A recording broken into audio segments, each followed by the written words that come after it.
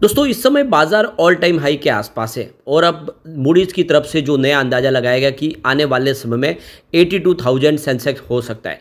तो अच्छे से समझेंगे इस खबर को, इसके क्या मायने और क्या इस समय इन्वेस्टमेंट करना चाहिए, एफआईआई का रुझान क्या है इस समय बाजार को लेकर।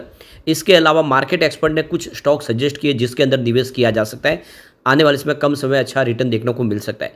बाजार को लेकर कुछ और अपडेट है जिनको हम एक एक करके डिस्कस करने और जानेंगे क्या इस समय निवेश का ये सही मौका और कौन से सेक्टर में इन्वेस्टमेंट करना चाहिए।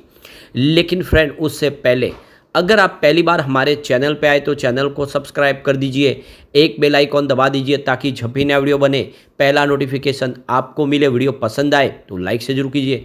चलो फ्रेंड्स वीडियो स्टार्ट करते हैं। मैं हूँ आपका दोस्त एस.बी. दवे और हमारे अपने चैनल ऑनलाइन कमाई में आपका बहुत बहुत स्वागत है।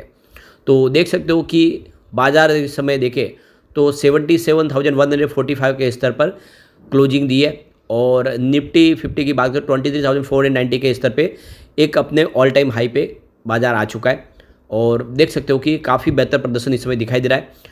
तो केंद्र सरकार में नई सरकार का गठन हो चुका है, उसके बाद में बाजार में अच्छी तेज़ी देखने को मिल रही है। पिछले सप्ताह शेयर बाजार में सर्वकालिक उच्च स्तर पर बंद होने में कामयाब रहा है। तो रेटिंग एजेंसियों के अनुसार 12 महीनों में सूचकांक नई ऊंचाइयों पर पहुंचेंगे। तो ग्लोबल रेटिंग एजेंसी मूडीज की तरफ से जो अंदाजा लगाया कि अगले एक साल में सेंसेक्स 82,000 अंक तक पहुंच सकता है, यानी एक साल के लिए अगर आप बाजार में निवेश करते हो तो आपको बहुत ज़बरदस्त रिटर्न मिल सकता है। तो 82,000 का स्तर बता दिया, यानी इस लेवल से 14% की तेज़ी आ सकती है, यानी कम समय में शानदार तेज़ी इस बार बाजार में देखने को मिल सकती है। और शेयर बाजार में एक तरफ विदेशी फंड पैसा लगाए तो दूसरी तरफ जो रिटेल इन्वेस्टर वो भी जम के निवेश कर रहे हैं, यानी जो एफआई काफ़ी समय से बाजार से निकल गए थे वो फिर से लौट के आए। तो मूडीज़ की हाल की रिपोर्ट में ये कहा गया है कि एनडीए के फिर से चुनाव जीतने से बाजार को ये मुख्य फायदा होगा कि जो पहले से जो फैसले किए गए वही आने वाले 5 साल में बने रहेंगे और जिससे मार्केट में एक स्थिरता आएगी और लोग हैं जो भरोसा कर पाएंगे बाजार पे। तो मूडीज़ की हाल रिपोर्ट में कहा गया है कि हमारा मानना है कि बाजार आगे भी सुधारों की उम्मीद कर सकता है, जिससे आने वाले समय एक अच्छा विश्वास लोगों के बीच में बनेगा और जीडीपी वृद्धि के लिए जो मैक्रो स्थिरता उभरते हुए बाजार के इक्विटी पर भारत के प्रदर्शन को और आगे बढ़ाएगी।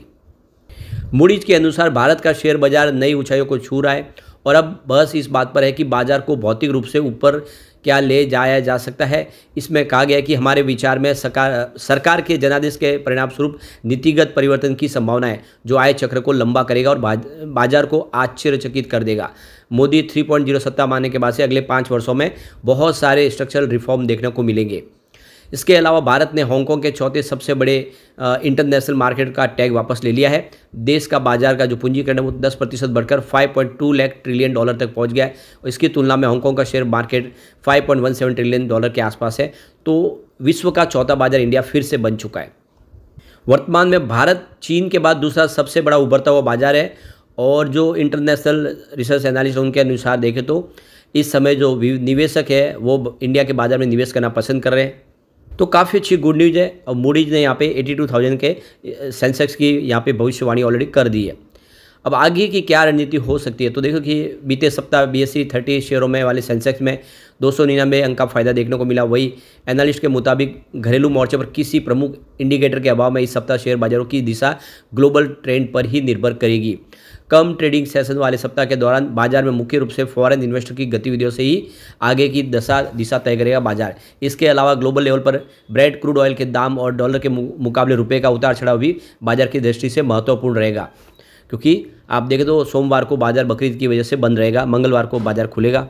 तो यहाँ पे स्वस्तिका इन्वेस्टमार्ट लिमिटेड के हेड संतोष मीणा ने कहा है कि यह सप्ताह कम ट्रेडिंग सेशन वाला है और किसी बड़े इंडिकेटर का अभाव है। हालांकि बजट को लेकर चर्चा के बीच में क्षेत्र विशेष के शेयरों में गतिविधियां देखने को मिल सकती है। मुख्य रूप से बाजार का ट्रेंड मानसून की प्रगति और इंस्टीट्यूशनल इन्वेस्टर के फ्लोज पर निर्भर करेगा। उन्होंने कहा कि ग्लोबल लेवल पर जो मोर्चे के ऊपर देखें तो चीन के डेटा, डॉलर इंडेक्स का उतार चढ़ाव, अमेरिका में बॉन्ड यील्ड की बाजार की दृष्टि से महत्वपूर्ण कदम रहेगा।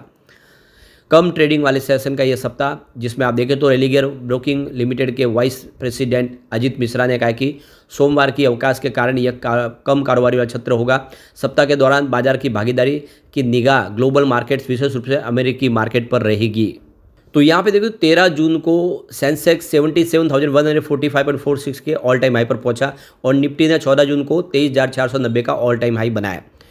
तो मोतीलाल ओसवाल फाइनेंशियल सर्विस के retail research head Siddharth Khemka ने कहा है कि घरेलू बाजार में सोमवार बंद रहेंगे, जबकि इंटरनेशनल मार्केट निवेशकों की निगाह पर बैंक ऑफ इंग्लैंड के ब्याज दर को लेकर फैसले पर रहेगी। उन्होंने कहा कि हमें उम्मीद है कि पॉजिटिव मैक्रो ट्रेंड, सरकारी खर्च जारी रहने और नीतिगत मोर्चे पर निरंतरता की उम्मीद के बीच में बाजार में तेजी का रुख आगे भी कायम रहेगा।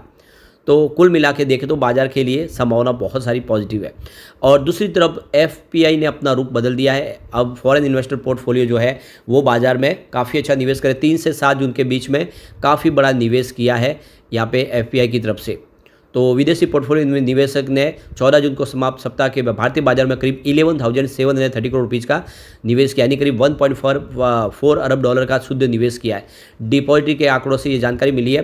पिछले यानी 3 से 7 जून के सप्ताह में एफपीआई के शेयरों में शुद्ध रूप से 14,794 करोड़ रुपीज़ का इन्वेस्टमेंट उन्होंने निकाला था। ताज़ा निवेश के बाद इस महीने एफपीआई के शेयरों में शुद्ध निकासी 3,064 करोड़ के आसपास रही है। न्यूज एजेंसी की तरफ से जो कहा गया कि जियोजेट फाइनेंशियल सर्विस के वीके विजय कुमार का कहना है कि जून के सप्ताह में उतार चढ़ाव के बाद बाजार में स्थिरता लौटी है। शेयर बाजार की अस्थिरता मापने वाला इंडिया वीएक्स 27 पर पहुंच गया है, लेकिन 14 जून को यह गिरकर 12.82 पर आ गया। ये संकेत है कि बाजार में स्थिरता लौटी है। यानी इंडिया वीएक्स जो एक तरह से पूरी तरह से 4 जून को क्रैश कर गया था, अब वो 12 पे आ चुका था। इसका मतलब बाजार में फिर से स्थिरता लौट के आई है। मॉर्निंग स्टार इन्वेस्टमेंट रिसर्च के डायरेक्टर हिमांशु श्रीवास्तव ने कहा कि इस बार की सरकार सहयोगी दलों पर निर्भर है, लेकिन लगातार तीसरी बार देखो कि एनडीए की सरकार बनने से जो नीतिगत सुधार है और आर्थिक वृद्धि जो दर के लिए जो जारी किए गए जो फैसले वो आगे भी जारी रहेंगे, उम्मीद बनी हुई है। उन्होंने कहा कि इसके अलावा जो इंटरनेशनल मार्केट में अमेरिका से उम्मीद कमी है, महंगाई के आंकड़ों में इस साल भी कटौती की उम्मीद बढ़ा दी गई है। तो कुल मिला के देख सकते हो कि बाजार में स्थिरता की संभावना बन रही है।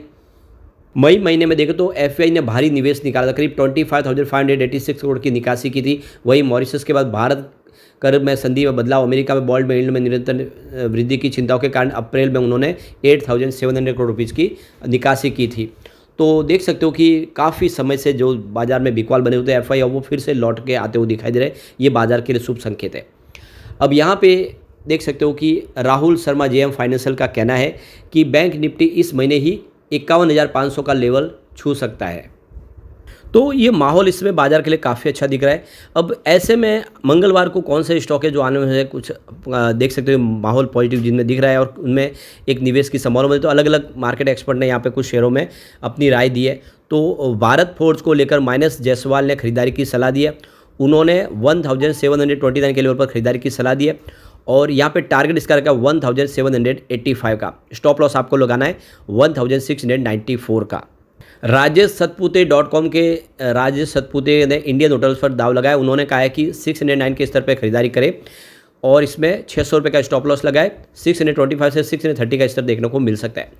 यहाँ पे प्रकाशगाबा.com के प्रकाश गाबा ने कमिंस में खरीदारी की सलाह दी है। 3828 के आसपास खरीदारी करें। उन्होंने इसका 3900 का टारगेट दिया है और 3780 के आसपास स्टॉप लॉस आपको लगाना है। दूसरी तरफ तो जेएम फाइनेंशियल सर्विस के सोनी पटनायक ने बालकृष्ण इंडस्ट्रीज पर खरीदारी की सलाह दी। उन्होंने 3248 के आसपास खरीदारी के लिए कहा है। 3180 का स्टॉप लॉस लगाए और जो टारगेट है इसके 3300 से लेकर 3320 के आसपास देखने को मिल सकते हैं। एंजल वन के स्नेहा सेठ ने एक्साइड इंडस्ट्रीज में खरीदारी की सलाह दी है 546 के आसपास और 570 का टारगेट देखने को मिल सकता है और आपको 529 का इसमें स्टॉप लॉस लगाना है। इसके अलावा देखिए तो आधार हाउसिंग फाइनेंस के लिए यहाँ पे चोला सिक्योरिटीज की तरफ से धर्मेश कांत ने खरीदारी की सलाह दी है। उन्होंने 420 के आसपास खरीदारी की सलाह दी है और उनका कहना है कि 460 का टारगेट देखने को मिल सकता है। तो इस तरह से स्टॉक में आप मंगलवार को अपने हिसाब से रणनीति बना के अपना निवेश के बारे में सोच सकते हैं। लेकिन फ्रेंड, कोई भी इन्वेस्टमेंट करने से पहले अपने फाइनेंशियल एडवाइस बड़े ले ले या अपना खुद का रिसर्च करें, क्योंकि मैंने वीडियो आपके एजुकेशनल पर्पज़ के लिए ही बनाया। वीडियो पसंद आए तो लाइक से जरूर कीजिए और चैनल को सब्सक्राइब कर दीजिए। Thank you friends.